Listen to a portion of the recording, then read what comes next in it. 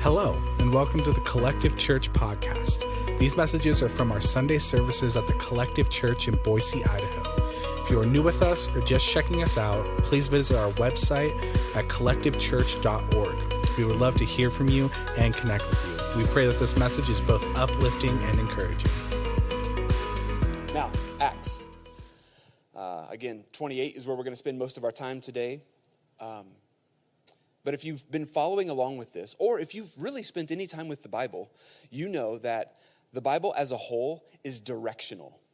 It's going somewhere. There's movement that happens all throughout the Bible. From Genesis to Revelation, you find that there is this momentum and this movement that it begins to take place. Starting in the garden. It says that God planted this garden in the east of Eden, and outside of the garden, he forms Adam, and then he places Adam inside the garden, and then there comes Eve shortly after, and then they get this incredible directive, which is to go, essentially, increase in number, fill and subdue the earth. The Bible starts with direction, and it doesn't stop. The challenge is we, at times, have a tendency to go our own direction, and what we discover is that has a tendency to cause problems. Because the reality is this, the gospel, this is another way to say the gospel is good news. The good news or the gospel is an ever-expanding reality that would start in Jerusalem. We saw that in Acts chapter 1. But it wouldn't stay there because it was intended for the ends of the earth. Always. That was always the goal. And again, if you go back to Genesis 1 and 2, you find that God gives that directive, that direction to Adam and Eve. Fill the, what did it say? The earth. It was always designed to go to the ends of the earth, never to stay stuck in one place or space. And this ever-expanding reality of the gospel, for them then, and I would say for us now, is far bigger and more expansive than we ever expected. Where it can go, what it can do, is far bigger and more expansive than any of us can comprehend or expected. Because that's the nature of God. He's better than we could possibly imagine, better than all we could ask or imagine. But here's the interesting thing about this gospel that's ever expanding. There's a predictability to it, okay? Here's the predictability. The predictability of this gospel or this good news is that it always presses into the unknown, the unfamiliar, the inconvenient, and the uncomfortable places and spaces in our life. Here's the challenge we face. So many of us crave the known, the familiar, the convenient, and the comfortable. And you know what happens because of that? Our tendency to lean towards that means that we miss out on the power that's possible through this good news or this gospel. Because we find ourselves loving the known, right? Don't we? Like, I'll go when I've got the answers, when I get the direction. And I love the men and women of the Bible we look at from the beginning, really, that step into these unknown places. I love how it says that of Abram at the time, soon to be Abraham, right, when God changes his name. But it says, go to a land I will show you. What was that? You just follow me. I'll tell you as you go. And I love that he didn't need or desire even. It doesn't indicate the where, but the what. The trusting of God along the way. See, God himself, this is why we know the gospel is ever expanding, because God himself is an ever expanding reality. In our lives, in the world we live in the universe that he has created, he is an ever expanding reality. And longing, as Jesus taught us to pray, that his kingdom would come and his will would be done here in this place as it is in his place. So you got heaven and earth. And the whole goal from the beginning is that they would be reconciled and reunited after they were separated in the garden. God's whole intent, purpose, plan, and desire has always been to reconnect and reunite his space and now what is our space. And what we discover along the way is we meet people where we have these encounters and we find that there are these thin spaces where it feels like, oh, if this is what heaven's like, have you ever had that moment? I want so much more, right? We know what hell feels like. Maybe not in its truest sense. Hell, I would contend, is complete separation from God that none of us have ever known, not one moment in our existence, whether we know that or not. So I know not, but I know that the implication of hell is easier to experience than the reality sometimes of heaven, because we live in a broken world. But when we find those thin spaces, those moments where it feels like, oh, I want so much more of that, we long for what we were always created for. Now, here's the interesting part about this. You were designed and created to be a thin space in this world. This intersection between heaven and earth. This intersection between the soil that we were created from and the spirit that was breathed into us. This intersection between the dust and the divine. That's what God created you for. To be an intersection, a thin space where people everywhere, at any time, can encounter God. That's the call we've been given. And back in the very beginning, this is where it starts. God blessed them. He's talking about Adam and Eve. God blessed them and said to them, be fruitful and increase in number. That's the very first command. Then fill the earth and subdue it. See, it started in the garden, but it wasn't supposed to stay there, right? Anything that happened in the garden was designed to go to the very ends of the earth. The challenge is something did go to the ends of the earth, just not what God wanted. What Adam and Eve wanted ended up spreading to the ends of the earth. This moment of rebellion that happened in the garden, eat from any tree in the garden, just stay away from the one, right? The tree of the knowledge of good and what? Leave it alone. Every other choice is the right choice.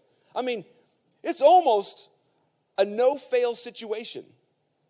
But God loved us so much that he put the tree of the knowledge of good and evil in that place. And he was so confident in his goodness that he was willing to plant the tree of the knowledge of good and evil right next to the tree of life, knowing that his way is always the best way. But you and I have to choose that way. And Adam and Eve chose a different way. They ate from. And the result of that was sin and sorrow and death, and mourning and pain that spread to the ends of the earth. There's no place we can go where we won't find that. Does that make sense?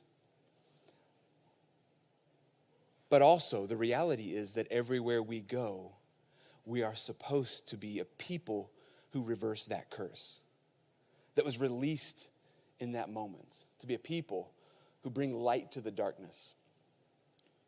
Hope in places of despair. That's the call of the church. See, there was this movement, this direction, this momentum that God had initiated with Adam and Eve, and the directive to go, increase, fill, subdue. And then they went their own direction. Direction is woven throughout the entirety of the scriptures. Now, there's this moment in Genesis chapter 4, verse 16, where it says this: Cain, one of Adam and Eve's sons, Cain and Abel, after Cain killed Abel, he was put out of the presence of God. And it says that Cain went out from the Lord's presence and lived in the land of Nod, and it says east of Eden. Now, that might sound inconsequential, but direction is always important in the Bible. And east is a direction, but interestingly enough, it's the wrong direction. It's this indication that humanity is beginning to move away from the plans, the purposes, the place, the promises that God intended. And so we were going our own way. And what I love about the story of the scriptures is that God's pursuit of us is always greater than our tendency to wander away. His faithfulness to follow is motivated by his extravagant love, and then seen through the extreme measures that he goes to draw us back into right relationship. East is a direction, but it's the wrong direction. But then there's this moment, this defining moment in the life of humanity. So there's this moment where Jesus entered into our place of pain and problems. You know, he entered in as the baby, right? We know this story. And he grew, he extended life, he was crucified, He paid a debt that he didn't owe because we owed this massive debt we could never pay. And he said, I'm doing this for your sake, to bring you back into right relationship. So he was crucified, died, buried, resurrected, okay? And then there's this moment where he encounters the disciples. This moment where their wandering turns to witnessing, because he says, this is what you will do. This is who you will become for me in the world, in Jerusalem and in all Judea and Samaria and to the very ends of the earth. It will start here, but it won't stay here. I've got a purpose and a plan for you, and I want you to move in this new direction. The direction that I always intended. I want you to be fruitful and multiply. Fill the earth and subdue it. The plan has never changed. That's always been the goal, the direction, the movement, and the momentum.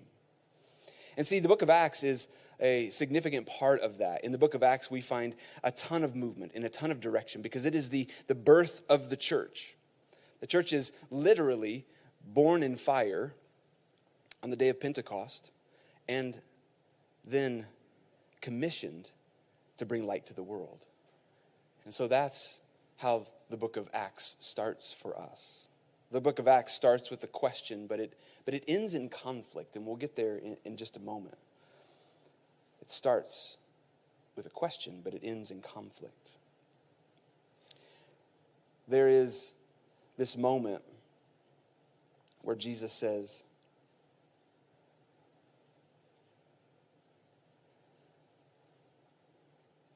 that they will be his witnesses, that they should wait for the gift that was promised. Because in what's insinuated in that, if you attempt to accomplish the mission that I've set before you in your own strength, it's going to fail. You're going to need this supernatural strength to step into this supernatural mission.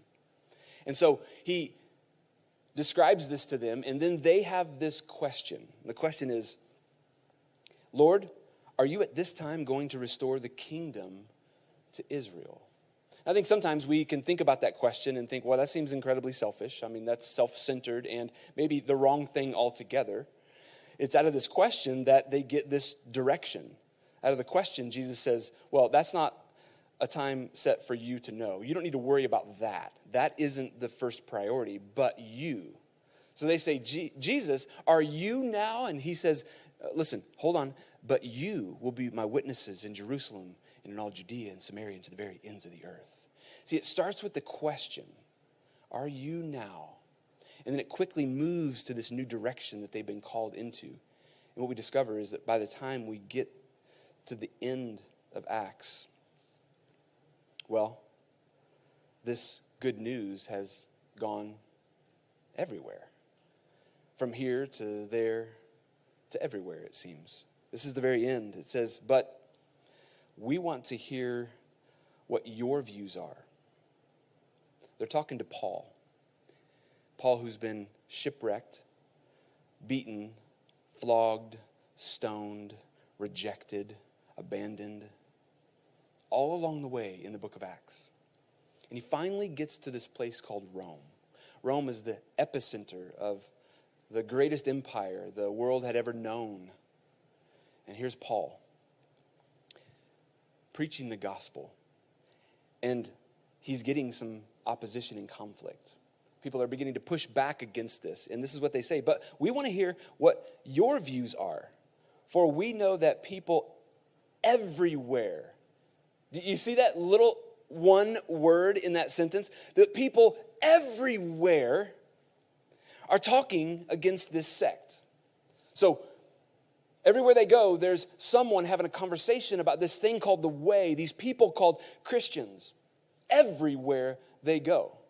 You see, that was the intent from the beginning, right? Jerusalem, Judea, Samaria, and to the ends of the earth. And we see this movement begin to unfold throughout the gospel or the book of Acts. We see it happening here and there, and then eventually everywhere people go, this conversation is happening.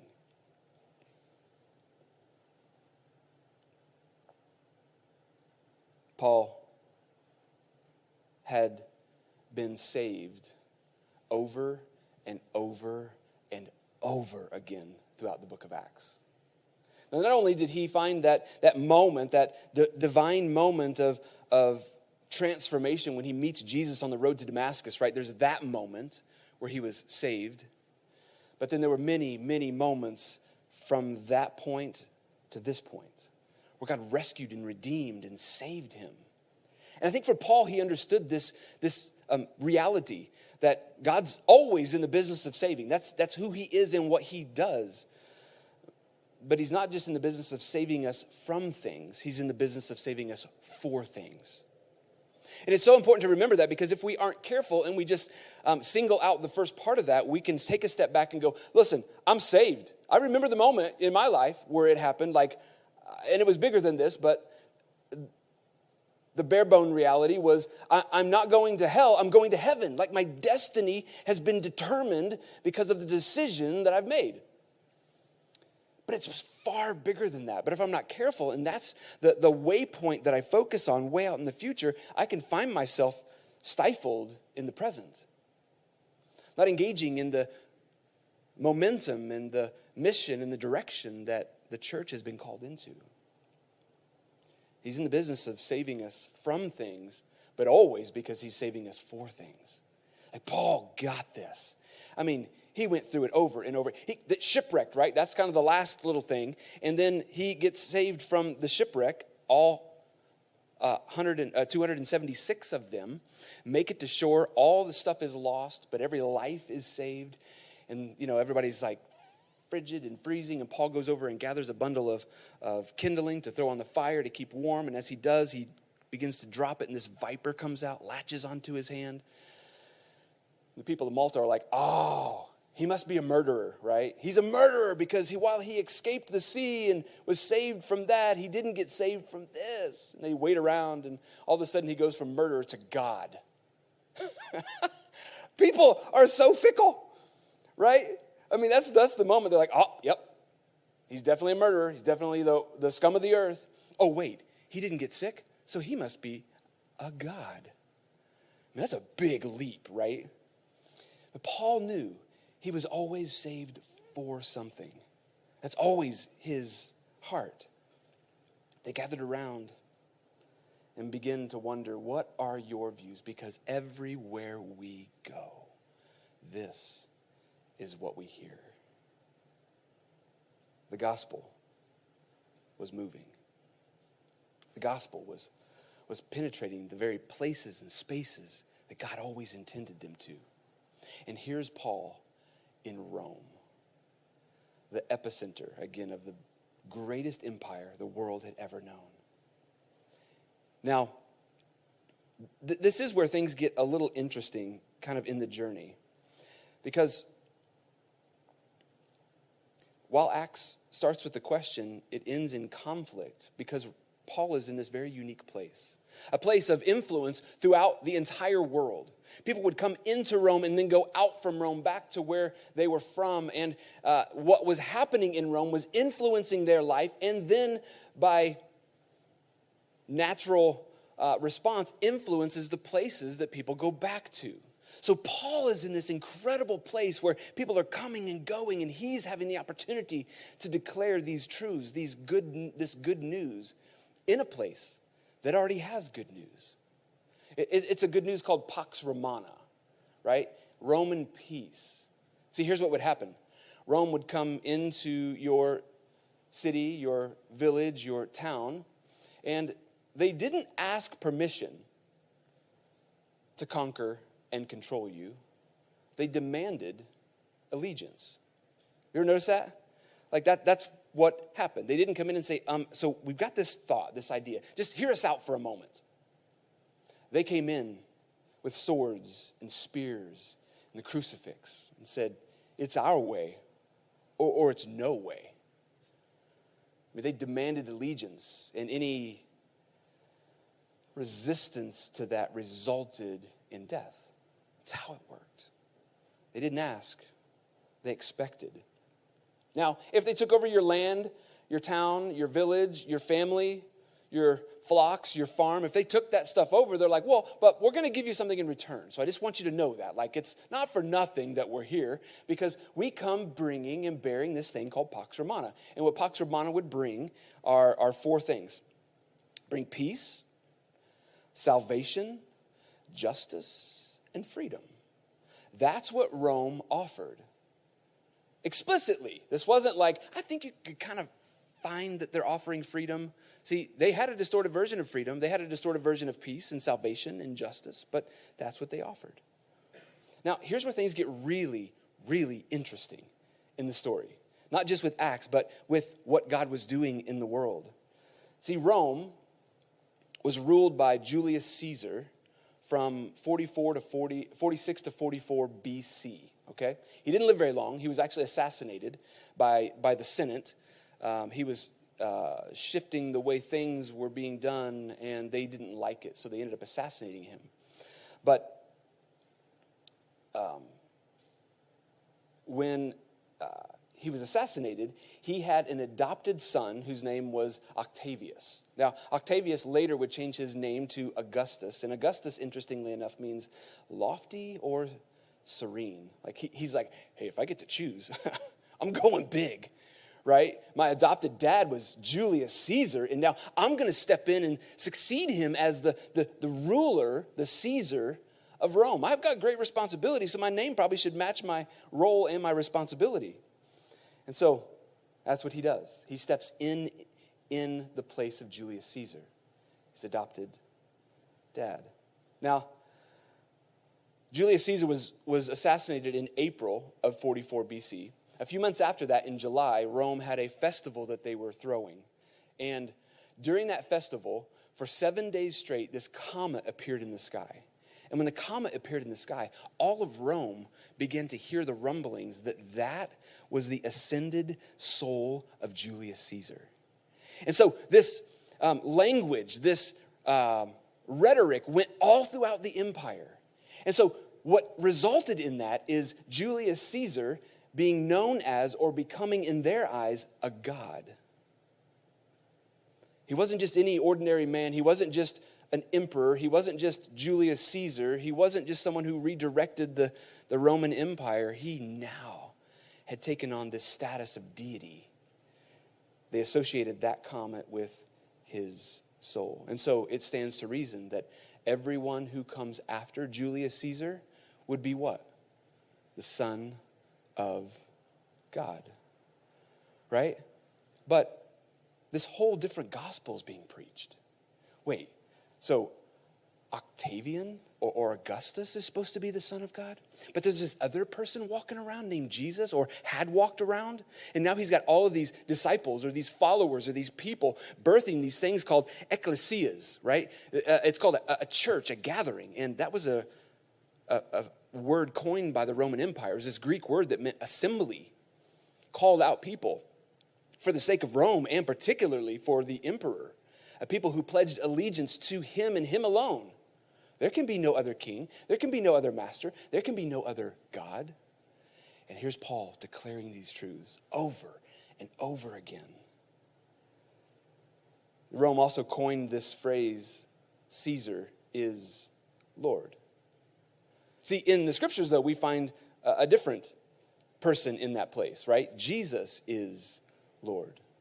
I mean, this is direct opposition to the empire itself. And you just didn't do that unless you were willing to die for your faith, which is exactly what the early church had began to experience. Caesar is Lord.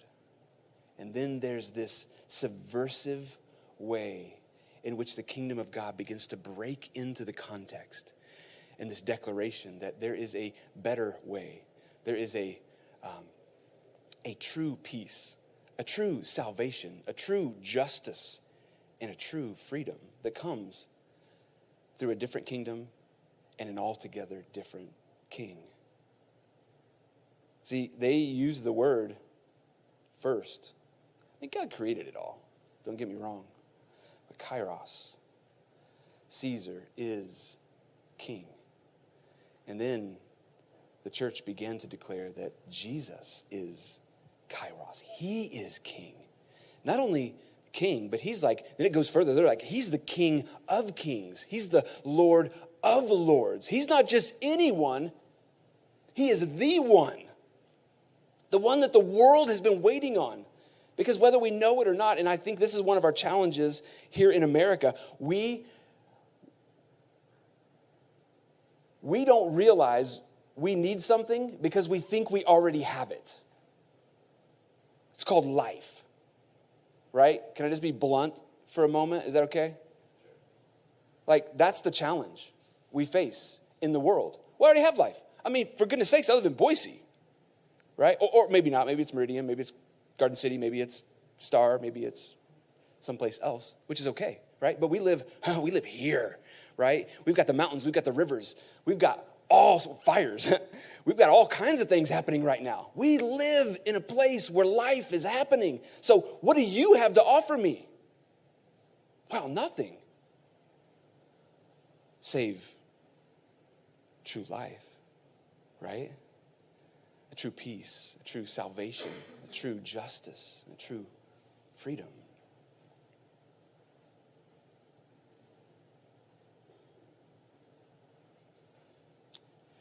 Allegiance is a hard thing. Rome demanded it. Jesus offered it. But most of us don't understand it. Allegiance is this really powerful word that actually we find in the Bible as well. But I don't know about you, but at a really young age, I spoke this word, right? If you grew up in America, so did you. It's not a bad word. It's just a word. It's a word that we speak without understanding, which I think is always a dangerous thing. Would you agree?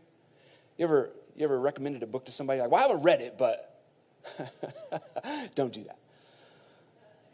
But we say things before we truly understand them, okay? Let me just give you an example. I pledge allegiance to the flag of the United States of America. I love the place I live. I need to be really clear. I wouldn't want to live anywhere else. Maybe an island, but other than that. To the republic for which it stands, one nation under God, indivisible, with liberty and justice for all. I was probably 5, I guess. Maybe. 6. I'll go 7. When I first started to say that. Every day, mind you, save the weekends. And I had no idea what I was saying. Now, I know some of you may be thinking, where in the world is he going? He takes one more step, I'm going to start throwing stones. I don't know where you're at with this, really. But what I want you to know is that we find ourselves being shaped and formed in ways we don't understand at early ages. And then we're met with this moment where our allegiance is challenged. Right? I grow up with this. You grow up with this. I pledge allegiance. I mean, I think about this on a pretty regular basis because allegiance is essential in our lives. We can't not have allegiance. The question is, what is our allegiance to? Right? There'll always be allegiance, and here's what I will say, there'll always be a first allegiance. Not an only, but a first and foremost. And if you are not aware what that first and foremost allegiance are, you should discover what that is. Because whatever that allegiance is first in your life will shape and impact the entirety of how you move and have your being in this world. Which means that depending on what happens in the world, it can disrupt your entire life. All of it. For good or bad, I remember back in, I think I've shared this before, 2016, we all went to bed in November, and we're all like, well, Hillary's the new president. I went to bed with that, right? And got up the next morning, and Julie's like, did you see what happened? I'm like, no. I wasn't watching them, every vote that came in, but she's like, Trump won. I'm like, no, he didn't. This is not me aligning with any party in this. I'm just telling you the reality of what happened in this moment. My phone started ringing that morning. People are like, I'm going to have to leave the country. I can't handle this. There's no way we're going to survive. Like, what are you talking about? Where is your allegiance? Are you kidding me? How does someone sitting in that place disrupt your ability to be one who carries the gospel to the ends of the earth? Come on. You don't let what someone else does disturb your peace. Because there is a King of Kings and Lord of Lords, and regardless of who got elected into that, Jesus still sits on the throne. And see, Paul understood this. Let me get back on track real quick. Paul understood that. He understood that he was not only saved from, but he was saved for. He was committed to that. Even if everyone around him pledged allegiance in a different place to a different king. Jesus says this. I'm sorry. This is said of Jesus. It's Hebrews chapter 13. Through Jesus, therefore, let us continuously offer God a sacrifice of praise, the fruit of the lips that openly profess his name. That word profess is also translated allegiance. Or in Matthew, Jesus himself says, therefore, whoever confesses, that's the word allegiance, whoever declares allegiance to me, he says, before men, him I will also confess before my Father. But whoever denies me before men, him I will also deny before my Father who is in heaven. There's this invitation, not one that's demanded, but one that's offered, extended to us to say, listen, there's a lot of things to align your life with. And not all these things are bad. Some of them can be. But if anything or anyone has allegiance in your life before Jesus, then anything can move you, shift you off center. But see, we're designed to be people who can endure and withstand the wind and the waves because we know the one who created them. So we don't have to fear when the storm comes because it's in the midst of the storm when we have peace that we discover the victory that's on the other side of it. See, there's someone, I'm telling you, there's someone waiting for you on the other side of the storm or the story that you're currently in. It's interesting because this is how the book of Acts ends. Therefore, this is Paul speaking, I want you to know that, what does that say? God's salvation, right? Not Caesar's. But God's salvation has been sent to the Gentiles, and they will listen. And for 2 whole years, Paul stayed there in his own rented house and welcomed all who came to see him. He proclaimed the kingdom. You ready? There's already a kingdom. He proclaimed the kingdom of God, and he taught about the Lord Jesus Christ. Everything about Paul's life was in opposition to the way the world works. And I think this is such a good example because I believe that God is looking to entrust us with the things of this world, but he wants to to be assured that we aren't going to allow those things to be things that we become aligned with first. He wants to entrust us with this. But in order for us to be entrusted with more, allegiance is essential. The invitation has already been extended. And sometimes it doesn't feel like there's a lot that we're doing. You know, I'm going about my life. I'm doing this, I'm doing that. I'm going from here to there to everywhere. But what I want you to know is what you do matters. The words you speak, the actions you take, the words you don't speak, or the actions you don't take. It all matters. I mean, take, for example, Paul, right? He's doing this in Rome. While he is in his own rented house, he's still under guard. He appealed to Caesar, and to Caesar he went. And there he's declaring these things, wondering, I would guess, like, is this making a difference? Have you ever wondered that about your life? Like, is what I'm doing making a difference? Does it matter? It's a fair question, I think. Does it matter? Well, I have to believe it does. Anything done in the name of the Lord isn't done in vain. But look at this. Paul's doing this. And roughly 200 years later, Constantine comes into power. Now, we won't get into the particulars of this because other problems spun up out of this. But by the time Constantine comes into power, over 200 years later, Christianity is the religion of the empire. mean, here's Paul scattering some seed here and there to them and to those people there. And some 200 years later, almost as long as we've been a nation, something unprecedented takes place. I would contend that happened because of the seeds that were planted that Paul was faithful to deliver. Does what you do matter? Yes. What you do not only changes your life, but it impacts empires. It changes the destiny of people, the direction in which they're moving and having their being. I just want to encourage you this morning. We're going to move to a time of response. And the band's going to come back up. But I want to encourage you that if at any place in your life you feel like your life's on cruise control, which is easy to do, you might have in mind a focal point way off in the distance. Like it's so far out that you're just waiting for it to get closer. And so we find ourselves just in this sort of cruise control season of life.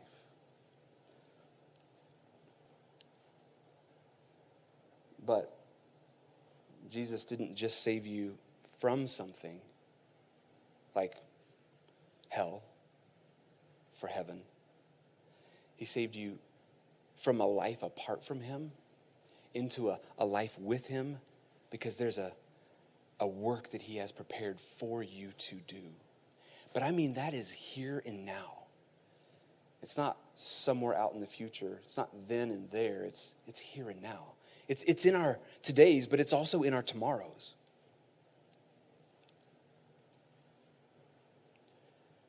See, there's this work. Here's what I would contend today that I believe to be true for every one of us in here. There's a work that God is ready to do in your life today. But we have a tendency to put off things until tomorrow that are required today in order for God to do that work. It's almost like kind of kicking the can down the road, like, maybe tomorrow, right? And so I would hope we know that there's something that God wants to do, and there's something maybe you want God to do in your life, but there's this moment that's waiting for you today in order to receive what he has planned for tomorrow. You could say it like this, that there is an obedience today that is necessary to take hold of the blessing that is in store tomorrow. But when we aren't willing to allow God to do the work in us today, our tomorrows never materialize in the ways in which we want them to. And so we find ourselves in this place of cruise control where we're just going about our days. And today is a lot like yesterday, and tomorrow is probably going to be a lot like today. But there's a work that God is ready to do today in your life. And it has to do with peace, salvation, justice, and freedom. Well, what is it that you're ready for God to do in your life today? That maybe, just maybe, you're unwilling to wait until tomorrow.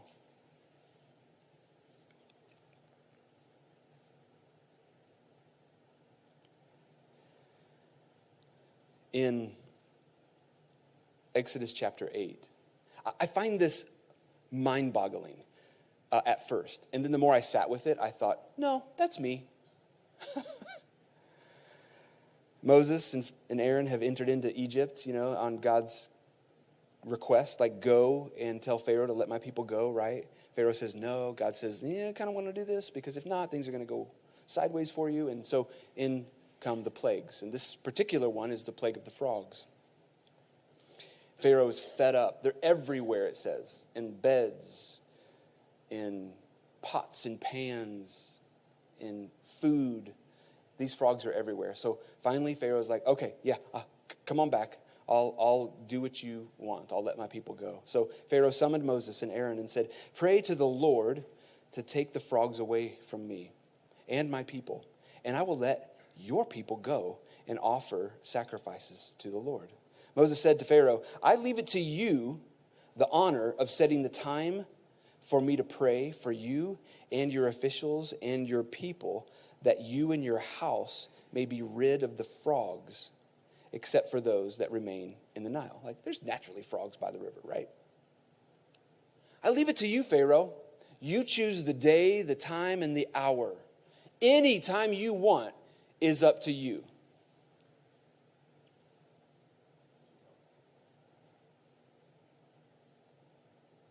Really?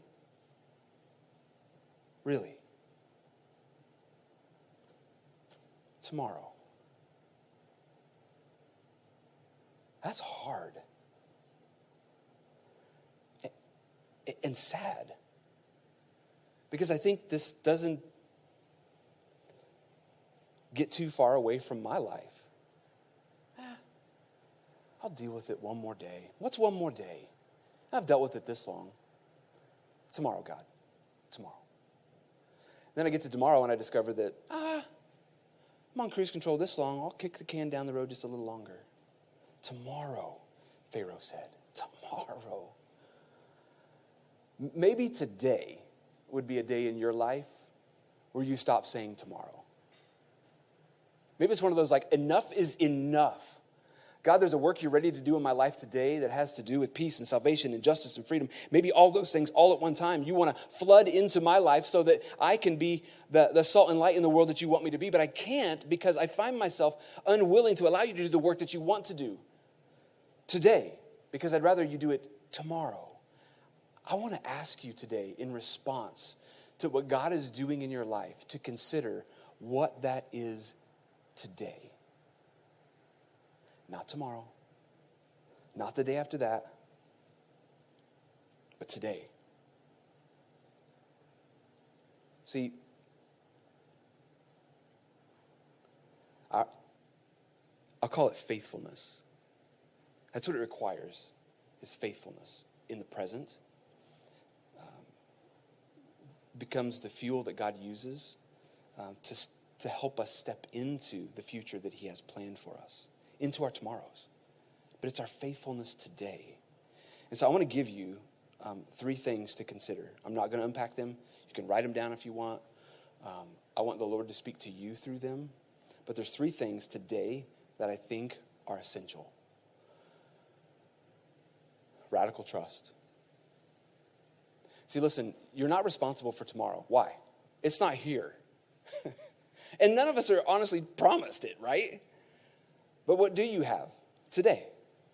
That's what you're responsible for. You're responsible for today, not tomorrow. But I'm telling you, whatever you do or don't do today will impact your tomorrows over and over and over again. And so there's this thing that I think happens on a continual basis for us. This isn't just today, but it will also be tomorrow. Radical trust. Risky obedience. And I don't mean any old obedience. I mean taking a risk. And that requires faithfulness.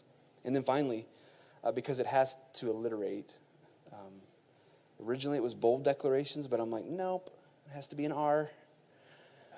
So it's ridiculous declarations. But it's similarly, I think I like this better because I think there are things we want to happen that we're afraid to declare. We're afraid to ask for, like, yeah, well, God doesn't care about that. I mean, he's got, places around the world that have much more need than anything happening in my world. So we oftentimes don't have because we do not ask. And maybe sometimes we feel like, well, they're ridiculous declarations. Yeah. Can I say that we have a God that has a ridiculous response waiting for us? Thank you so much for listening. If you enjoyed this message and would like to learn more, you can join us in person or online for services at 10 a.m. on Sundays. We would also love to connect with you. You can fill out a Connect card on our website at collectivechurch.org and also follow us on Facebook, Instagram, and YouTube.